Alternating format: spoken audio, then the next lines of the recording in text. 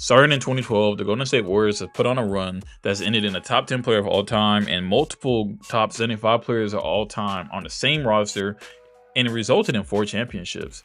It is now January 8th, 2024 at 12 a.m. actually, right after they just lost to the Raptors, and the dynasty appears to be over. Not to overreact or anything, but RJ Barrett dropped his season best 37 points with him now being on the Raptors. Looking pretty damn bad in the West with a lot of things going on. They are currently 11th in the West, behind the Lakers, who also don't look good right now, and they are 8.5 games back from the playoffs. Now they are 8.5 games back from the 1 seed. The Golden State Warriors this season have Chris Paul, Klay Thompson, Steph Curry, Draymond Green, and what appears to be a whole bunch of bums on their team. Oh, and Andrew Wiggins, who has been playing like a bum this year, and it doesn't look good. Not to put hate on them, but if we look at their team, everyone is underperforming except for Stephen Curry. Stephen Curry, again, having a phenomenal season at the age of 35. Stephen Curry is averaging 27.6, 4.4 rebounds, and 4.6 assists, shooting 45.6% from the field. Meaning that Steph Curry is damn near putting up 35 and 5, and they are horrible. Stephen Curry is looking frustrated. He's looking miserable. He's having good games still, but it's not really mattering. In addition to Steph Curry being phenomenal, we have someone named Klay Thompson who has been the opposite, and is actually having one of his worst seasons of his career, averaging 17, 3 and 2, shooting 42% from the field and around 38% from 3. And honestly, I don't want to overreact because it's Klay Thompson, but he just doesn't look that good. However, this game he dropped 25 and shot over 70% from 3. So hopefully he's bouncing back because everyone wants Klay Thompson to bounce back. But it just don't look good. Chris Paul, again, actually he's 40. So I'm not worried about Chris Paul, and he's out actually. He's going through surgery, but he's 40 and he was averaging what, 9, 4, and 7 this season on bad splits. That's Chris Paul. But the real issue on this team is not Chris Paul. And this kind of is Klay Thompson, and it's definitely not Stephen Curry. I think the issue is really Andrew Wiggins.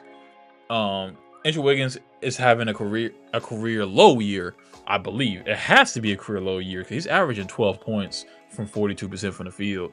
And it's almost like he fell off a cliff. It's definitely like he fell off a cliff. He played 17 minutes tonight and had 3 points.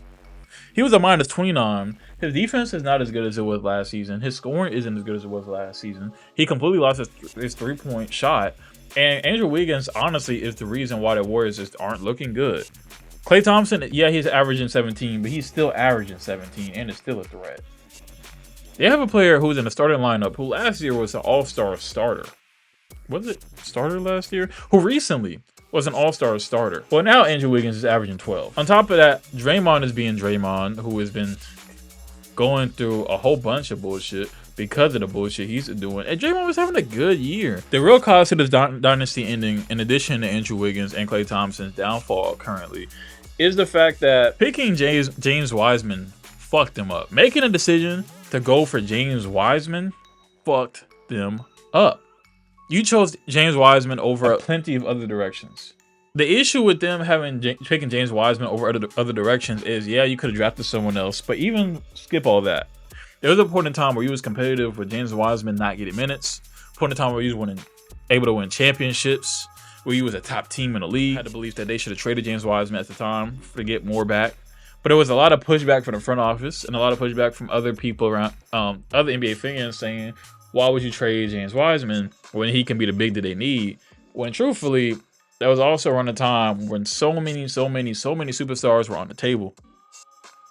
And they honestly waited too long for James Wiseman, as well as waited too long for Jonathan Kuminga to develop to the point now where, even though I do like Jonathan Kuminga, if we're being honest, Kuminga and Wiseman should have been moved a long time ago. Truthfully. And this is not to point any light at Jonathan Kuminga. I don't even want to talk about him. He's not having a bad year at all. Kuminga's cool. Just truthfully, the dynasty is over, and I guess nothing lasts forever. But it's a shame that we now see this dynasty unravel. And I think the last straw for a lot of people is the fact that they just got beat badly by the Raptors, who now apparently have superstar RJ Barrett on the team dropping 37. So this video is really just a shout out to Stephen Curry for being amazing, and thank you for the last few years. I hope this is an overreaction video, but sadly, I don't think it is.